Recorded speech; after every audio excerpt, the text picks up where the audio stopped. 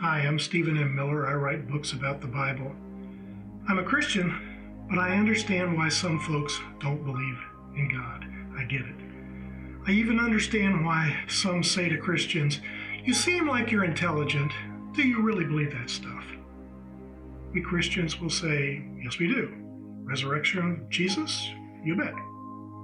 But we generally have a hard time after that. We don't know what to say for ourselves. I'm going to give us the benefit of the doubt and say that one reason we struggle is because we've got a lifetime of reasons. How do you boil that down to just a few minutes? Let me give you just two of the many reasons why I believe in God. The first is a classic reason. The second is personal and a little spooky. First, the classic. I go to the Achilles heel of people who don't believe. Creation. Paul, who wrote a lot of the letters that show up in the Bible, did the same thing. He said that God's invisible divine power has been on display since creation. People can get to know him and understand who he is by looking at what he made. They don't have any excuse for ignoring him. Here's my question. In a universe governed by the laws of physics, how do we get something from nothing? Many Christians accept the Big Bang Theory as the way of explaining how the universe got started and why it's expanding, propelled out from the blast. But they're going to say someone pulled the trigger. Most Christians I know accept scientific fact as fact. Some even respect people for questioning the existence of God because science can't prove him. But neither can science explain how something as sprawling as the universe, hanging in the darkness of space and ruled by the laws of physics, blew up out of nowhere, contrary to the laws of physics as we understand them. One moment there's nothing, and suddenly we've got to take physics in high school.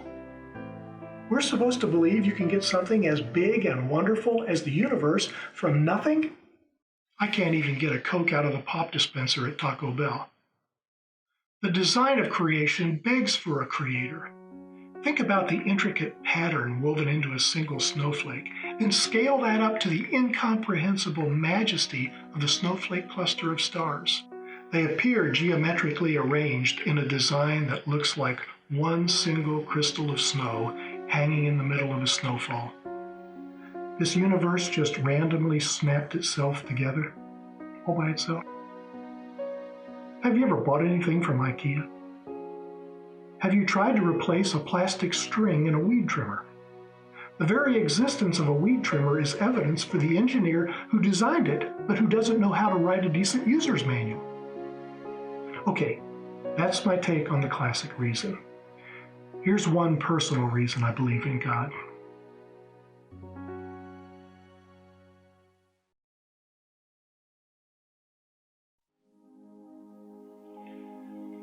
I was starting my last semester in seminary many years ago now. I had worked full-time and attended seminary almost full-time. This marathon workload stretching 2.5 years had worn me out, partly because I had worked full-time through college too. This was a long, hard-working stretch. I was just a few weeks away from taking my oral comprehensive final exam. I would sit in front of 3 professors who would grill me for 2 to 3 hours, asking me about subjects they thought I should have mastered. Failure meant remedial work and could mean extra classes and another semester or 2. Students routinely got sick before, during, or after the exam. A few weeks before that exam, I took a 1-week vacation and drove 800 miles home to Ohio. There I got a phone call from the lady who had been my girlfriend for the past year. She was calling to tell me, at a distance of 800 miles, that she traded me in on a bald-headed insurance salesman. He was our church choir director. As it turns out, a seminary student can't compete with a choir director, even if the other guy is prematurely bald. If you're just a 5 or whatever, you get to add 3 points if you lead church music. Suddenly you're an 8 and you look great, hairless. When I got back in town, it hit me hard. It all piled in on me. Years of exhausting work, worry about the test, a busted love.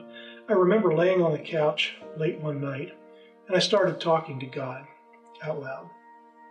I was mad at him. I wanted to know what he had to say for himself. I wanted to know what he had to say to me. What I did was pretty stupid, even for a seminary student. I picked up the Bible I had been using for devotions. It was this Bible, one my grandmother gave me as a gift when I left home before going to seminary.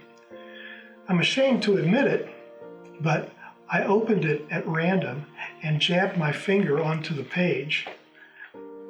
Isaiah 40 is pretty close to the middle of the Bible.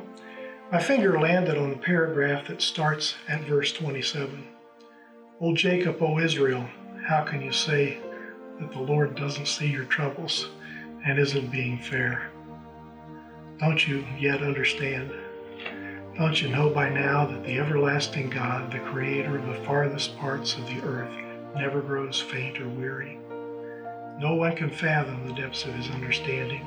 He gives power to the tired and worn out and strength to the weak. Even the youths shall be exhausted and the young men will all give up. But they that wait upon the Lord shall renew their strength. They shall mount up with wings like eagles. They shall run and not be weary. They shall walk and not faint. I cried when I read that. I truly felt God stepped into my evening and gave that to me. A couple days later, on the weekend, I called home. This was back when long-distance phone calls were cheaper on weekends. I talked with Mom a bit, and then I told her I wanted her to hear a Bible passage I felt God gave me a couple of nights ago, so I started to read it to her. I didn't get past the first few words. I didn't make it through the first sentence. She stopped me. She said she read those same verses that same night. She said she was going to call me, but she was afraid it was too late at night and she knew I needed my rest. So she prayed that God would give me these verses. We were both speechless. Barely managed to say goodbye. I know this could have been a coincidence.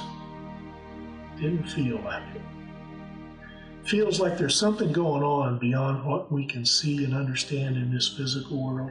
I don't know what to call it, so I call it spiritual.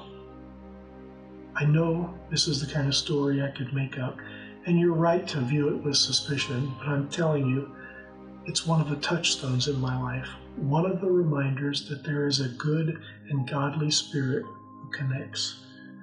This story is one of many that is woven into the fabric of my faith. There are stories from others I know and trust too. Christianity isn't just about believing strange and mysterious Bible stories. We've got our own strange and mysterious stories too. Our faith isn't just about teachings in the Bible. It's about spiritual relationship.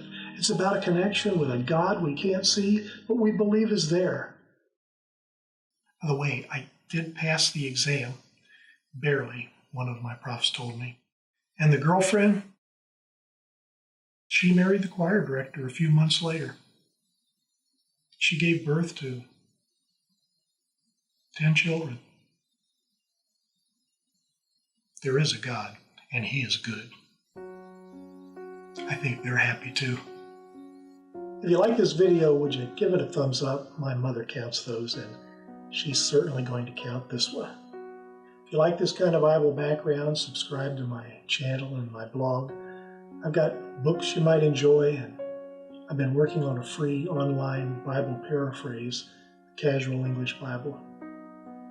Hey, thanks for watching. Peace to you.